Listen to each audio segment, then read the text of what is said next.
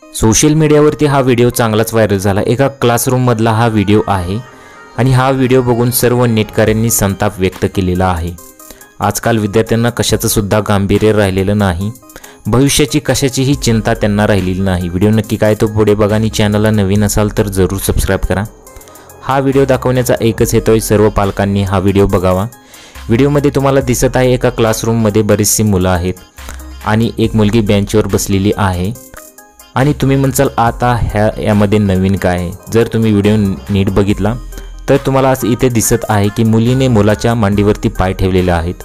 एवढंच नव्हे तर त्या मुलाकडून ती मुलगी पाय चेपून घेतानाचा हा व्हिडिओ सध्या सोशल मीडियावरती चांगलाच व्हायरल झाला।